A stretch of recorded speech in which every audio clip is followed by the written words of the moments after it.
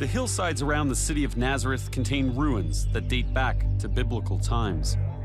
They've helped archaeologists and biblical scholars recreate what Nazareth would have looked like in Jesus' time. James Tabor, a biblical scholar specializing in the life of Jesus, is here to show me just how real it is. But listen, James, was Nazareth really like this? I don't even think it could be reproduced, no matter what you did. Think about the crowdedness, the smells, the cacophony of sounds. The animals. Animals walking around, the dung in the street. I was thinking it must have stunk. It would have to. We're going to go into one of the houses here. Notice as we step inside through the door, we're actually outside in this courtyard area, this workshop area. Right. 90% of the life is outdoors, even though you're in the house with a bit of shelter from the sun. Think of all of these activities that go on in a village, particularly the manufacturing, like somebody's going to be making the pottery, somebody's going to be baking the bread. Everybody does that out of their house. Out of their house. So it really gives you a sense of that workshop atmosphere. And here's an example of the weaving. After shearing the sheep and washing the wool, the weaver does what's called carding the wool, opening it up and separating the fibers so they can work them on the loom. That's been cleaned and worked on. How long does it take you to clean the wool? Like 3 months.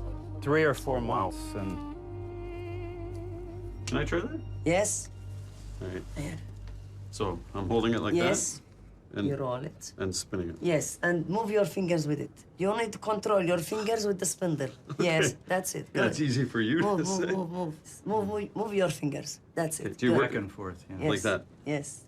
Okay, I'll just let you do that. So everything's done here. Do you Yes. dye the wool here as Yeah, well? we dyeing the wool, we carding the wool, we spinning here, and after that we take to the loom to make fabrics. But it's take a long, long, long process. But there's another job they're doing in this house that I want to see, because it's one of the most famous jobs in the Bible: carpentry. We've all been told that when Jesus wasn't overturning tables, he was making them. Now, some carpenters' tools haven't changed in 2,000 years, but some have. What's this tool for? Drill. A drill. It's nothing like my drill. Well, how do you use it? Like that. Oh, really? Can I try? Yeah. That is really tricky. Now I know why they invented power tools. yeah. This is hard. Is it common to have a small child in the workplace like this? Absolutely. Judaism taught that if you don't train your son in a profession, you've abandoned him, basically. We're in a carpentry shop, most famous job in the world. I mean, is this how Jesus would have grown up? Yeah, I think that's the image people have. It's certainly in the movies and the books. We've been studying the terms that are used, and Jesus is called a carpenter in English, but Right. of course it wasn't written in English, written in Greek. Right. But the word actually is tekton, Which and it means? means sort of artisan or a builder, like a stonemason, which really doesn't fit woodworking as much. Right. So it could be any kind of builder. You notice there's not a lot of wood in a home, Right. but more stone. Lots of stuff. And most of the examples when Jesus taught, he talks about stone so often. So it's Jesus the stonemason, not Jesus the That carpenter. really does seem to be the best interpretation of, Really? of the original text. I mean, that's totally different than everything else we've ever been told before. Yeah, I think the carpenter idea is romantic in a certain way. A better image is getting up at 3 in the morning and heading off to Cephas nearby for hard labor at 4 or 5 in the morning, Right. coming back near dark.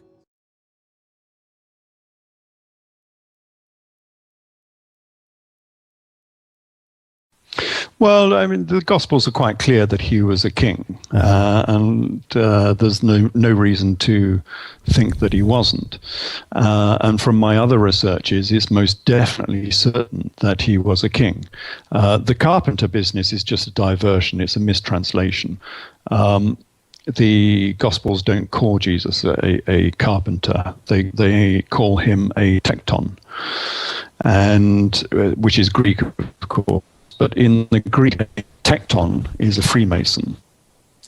And you can look that up today. So Jesus was a Freemason from the Judaic law. And that's why we have all this building terminology within the Gospels.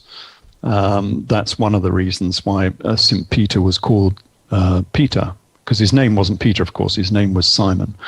But he was given the title Peter Kephas, which means stone, stone. So he was the rough ashlar who became a smooth ashlar in Masonic terms. So these are all Masonic terms that are used today. So Jesus was actually a Freemason. Yeah, I expand on that a little bit with the carpenter business, because he's not called a carpenter, he's called a tecton. And a tecton in the Greek is a Freemason. And of course, being a Freemason myself, I instantly recognized many, many decades ago that the raising of Lazarus is a third degree raising. What is that? I remember you mentioning that, but I'm not informed enough to know what that means in Masonic terms. Well, when you go through Masonry, it's an initiatory society, of course. You have to go through these initiations.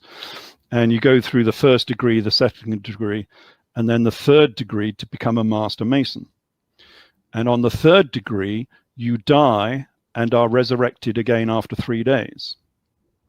And you are hoodwinked, so you have a hood over your head so you can't see what's going on. Exactly the same as Lazarus does. So, I mean, you could say that they've copied the Lazarus raising as the third degree raising. But this third degree raising actually goes back to the Temple of Solomon. So the original person who died was Hiram Abiff, who was the architect of the Temple of Solomon. And he was killed by the 3 Jewes, who were 3 of his workers who were working on the temple construction. So we're going back to, 950 BC or 1000 BC here. It's a long time ago. He was killed and buried, and they couldn't find his body for 3 days. But then they managed to find him, and he's raised from the dead by the lion's grip. And that is the ceremony of the third degree to become a Master Mason. So you have to die, you're put into a tomb, and you're resurrected again on the third day. It is the raising of Lazarus. And the raising is done by Jesus himself, in which case Jesus would have to be master of the lodge, or even grand master, since, he was so important. And yeah, so therefore he would have been called a tecton, which is a Freemason in the Greek. So fascinating. Barbara Thiering says something similar about the resurrection of Lazarus, but I think she's just saying that Jesus was undoing his excommunication from the Qumran community, but still it's a similar sort of an observation.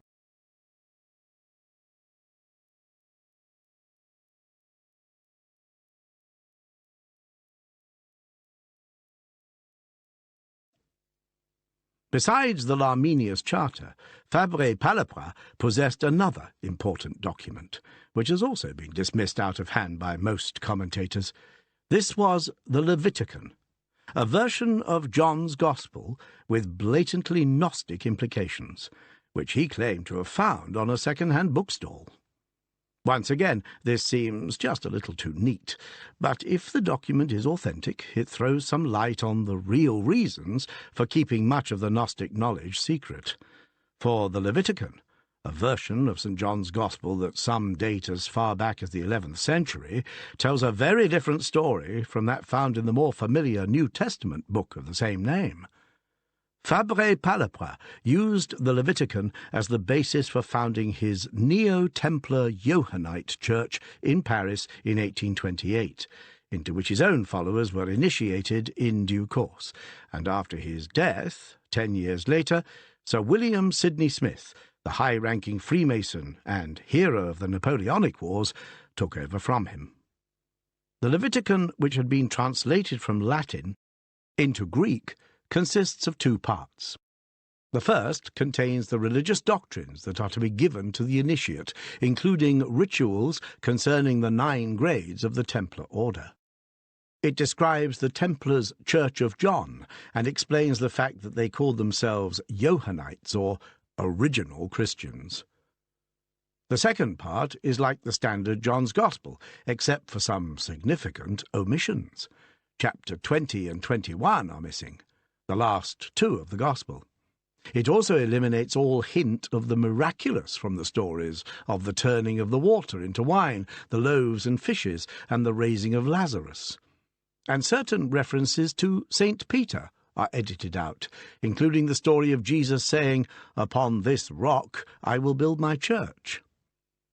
But if this is puzzling, the Levitican also contains surprising, even shocking material. Jesus is presented as having been an initiate of the mysteries of Osiris, the major Egyptian god of his day. Osiris was the consort of his sister, the beautiful goddess Isis, who governed love, healing, and magic, among many other attributes. Distasteful though such an incestuous relationship may seem to us today, it was part of the pharaonic tradition and would have seemed perfectly normal to any worshipper in ancient Egypt. Their brother, Set, wanted Isis for himself and plotted to kill Osiris. The latter was surprised by Set's henchmen, who dismembered his body and scattered the remains.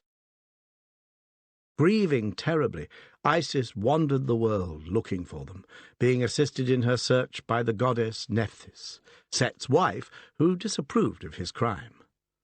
The two goddesses found all of the bodily parts of Osiris, except his phallus.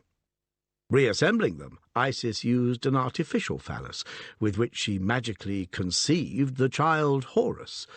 In some versions of the story, she then had an affair with Set, although her motives seem unclear. There appears to be an element of revenge involved in this relationship. Horus, now a young man, was infuriated by this union, which he perceived as betraying his father Osiris's memory, so he had a duel with Set, which resulted in the latter's death and left him with only one eye. He was healed, and the Eye of Horus became Egypt's favourite magical talisman. The Levitican, besides making the extraordinary claim that Jesus was an Osirian initiate, also stated that he had passed this esoteric knowledge on to his disciple John the Beloved. It also claims that Paul and the other apostles may have founded the Christian church, but they did so without any knowledge of Jesus' true teaching. They were not part of his inner circle. According to Fabre Palapra, it was the secret teachings as given to John the Beloved which have been preserved and eventually influenced the Knights Templar. The Levitican records a tradition that was allegedly handed down through the generations of a sect or church of Johannite Christians in the Middle East. They claim to have been heirs to the secret teaching and true story of Jesus, whom they refer to as Yeshu, the Anointed.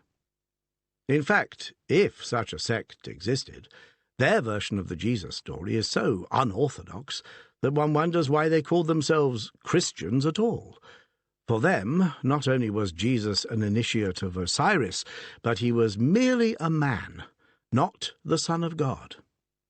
Moreover, he was the illegitimate son of Mary, and there was no question of the miraculous virgin birth. They attributed all such claims to an ingenious, if outrageous, cover story that the Gospel writers had invented to obscure Jesus' illegitimacy, and the fact that his mother had no idea of the identity of his father. The Johannite sect recognized that the title Christ was not unique to Jesus. The original Greek, Christos, merely meant anointed, a term that could have been applied to many, including kings and Roman officials. Consequently, the Johannite leaders always took the title of Christ themselves. Significantly, the Nag Hammadi Gospel of Philip applies the term Christ to all Gnostic initiates.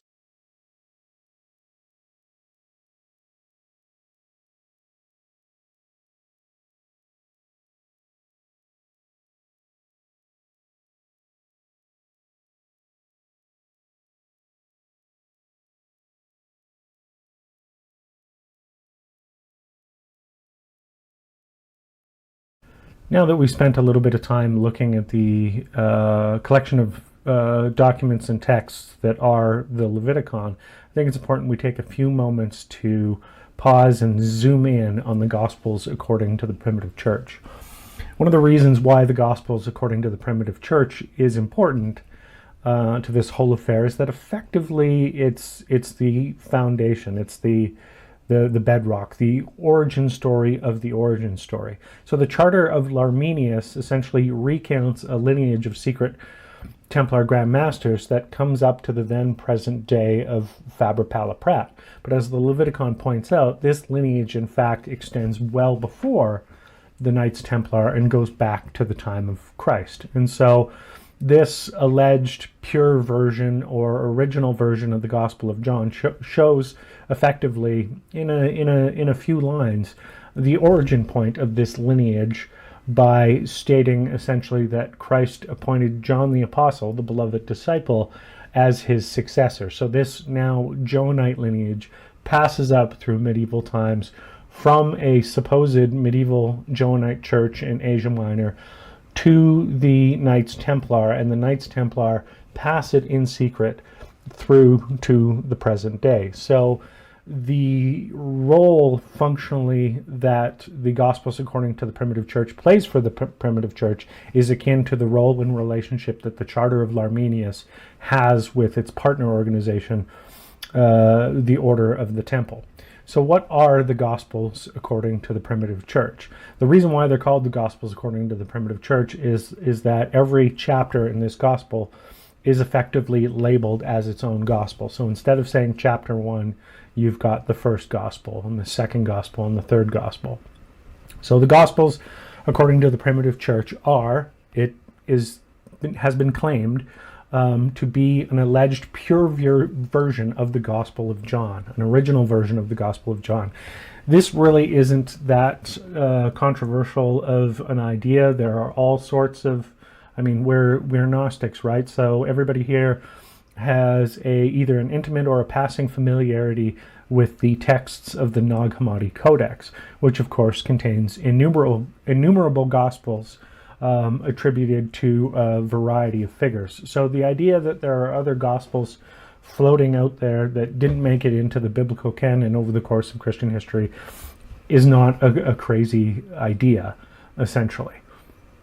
Another idea that isn't crazy as such, and we know this from history, is essentially that there are more than one version of a gospel or scriptural text. Examples of this, of course, would be the secret book of John in the Nag Hammadi, and in the canonical Bible we have the Gospel of Mark that in fact has different versions or different endings, as it were. So the Gospels according to the primitive church are essentially claiming to be a original or pure or unedited, uncorrupted version of the Gospel of John. Now around it they give a little bit of a pedigree or a timeline, I guess as you were. They frame it in a particular context, or if they didn't, at least folks around them did. And so essentially what they're saying is that the Gospels according to the primitive church, essentially as they have it, it is a 12th century copy attributed to a Nicephorus of Athens, which was in turn made from a 5th century manuscript.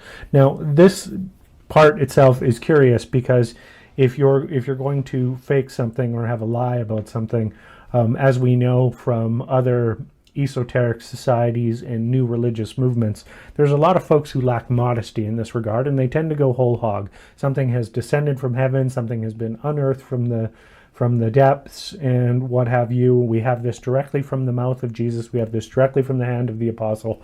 Those kind of things. They're not actually going that whole hog. They're saying that what they have is a 12th century copy of a 5th century manuscript. So they're not actually taking the Gospels according to the primitive church, this alleged pure version of the Gospel of John, and they're not actually putting it in apostolic times. They're saying this goes back to the 5th century. So it's actually, as possible fakeries go, it's actually somewhat restrained.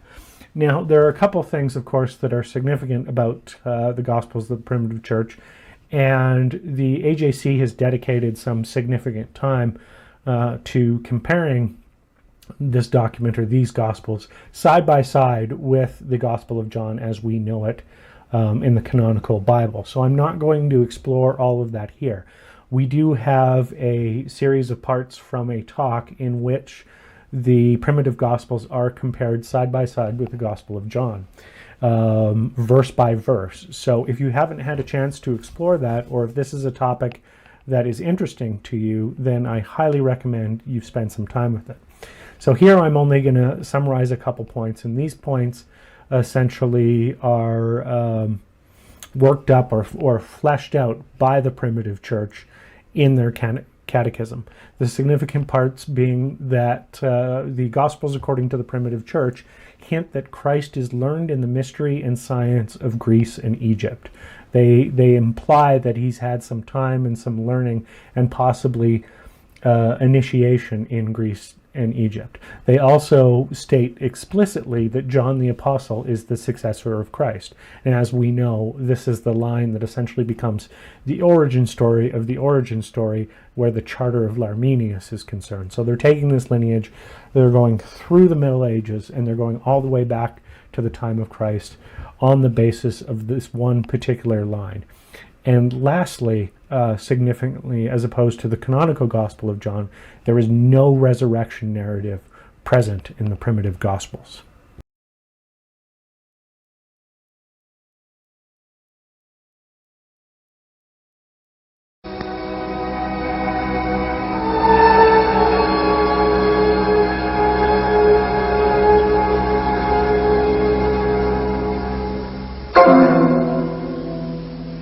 Alongside the Jewish tradition of popular charismatics and messianism, there was another factor at work influencing the nature of first-century Jewish spirituality and religious practice: the occult.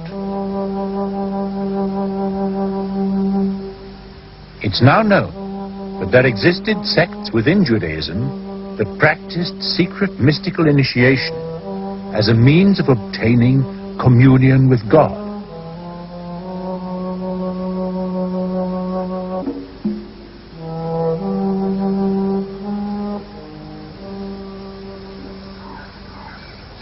Morton Smith, professor of ancient history at Columbia University in New York, is an authority on ancient occult religious practices and has put forward a controversial theory of his own about Jesus. It was inspired by a remarkable discovery which he made here at the monastery of Mar Saba in the Judean desert.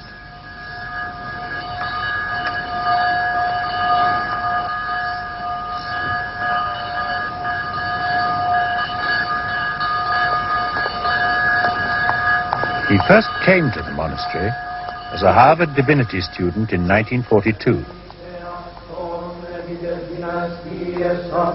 He was struck by the ritual and power of the daily liturgy, which he found reminiscent of the techniques of the ancient Jewish mystics he was then studying. Mystics who, by a process of self-hypnotic chanting, deliberately induced the spiritual sensation of ascending to heaven.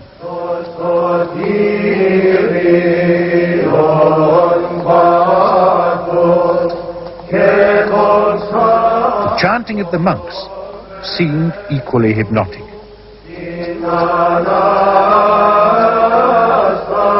Smith began to wonder whether there might be a common source.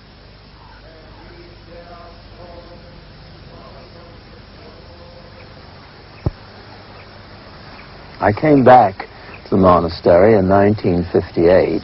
This time, I was chiefly interested in the uncatalogued manuscripts in the monastery's libraries, of which the chief one was in the top of the tower that dominates the monastery. It was there I made my discovery.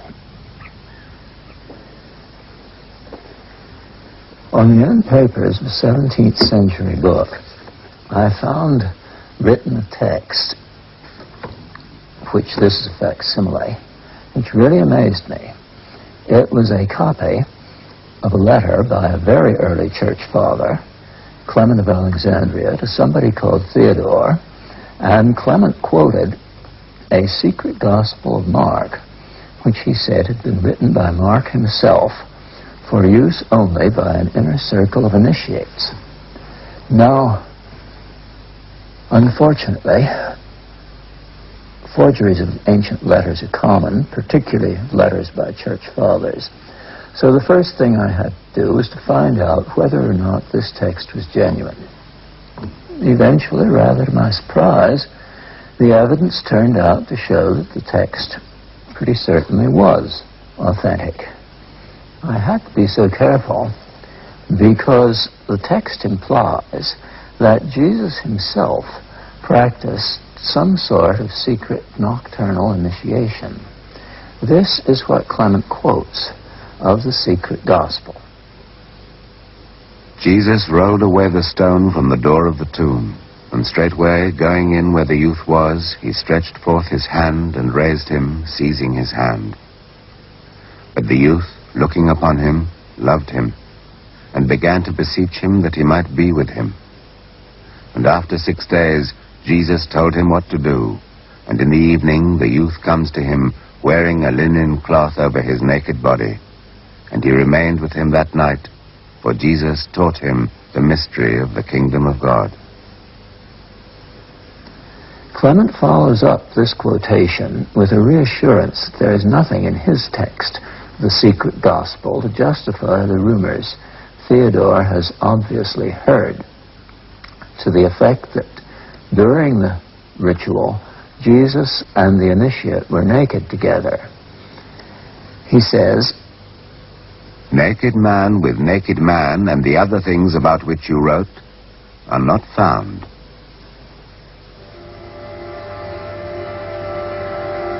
Morton Smith argues that the possibility of a secret tradition associated with Jesus shouldn't come as a surprise.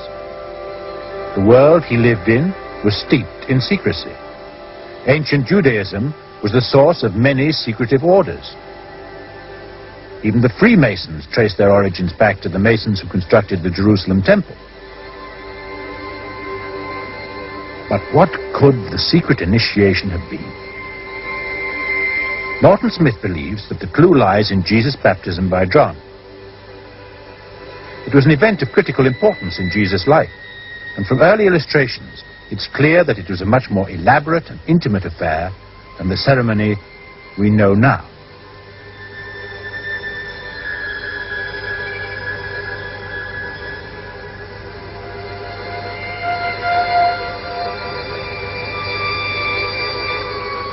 The images associated with the story of the baptism, a vision of heaven, the Holy Spirit descending as a bird, and the period spent in isolation in the wilderness, are very similar to the accounts of initiation practiced within the varied mystery cults of Jesus' time.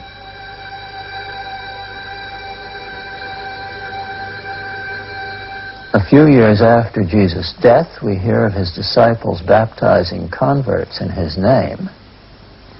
But about baptism administered by Jesus himself, the Gospels say practically nothing. Why? There's a mystery here. Can it be that Jesus' baptismal ritual was the mystery? Perhaps the mystery of the kingdom of God. In that secret nocturnal initiation, Jesus may have given the initiates a hypnotic experience that would make them share his ascent to the kingdom of heaven and see him there in glory, talking with Elijah and Moses, just as the Gospels say they saw him. He was offering his disciples access to the kingdom of heaven, not in the far future, but right now. If Jesus had practiced such secret initiations, it would explain why he would have been seen by many as a magician. Among the earliest depictions of Jesus are some which show him bearing the traditional magician's wand. His enemies went even further, calling him sorcerer. Morton Smith's discovery and resulting theory is still to be fully evaluated by his fellow scholars. Many feel that the evidence is too slim for such far-reaching conclusions. The letter he discovered is sufficiently removed from the events it describes for there to be other explanations. Unless further corroborative material emerges, it remains an intriguing speculation. Whether or not he held secret initiations, whether or not he saw himself as the Messiah, there's no doubt that Jesus attracted a great following. And in first century Palestine, as the fate of John the Baptist had shown, that could be extremely dangerous.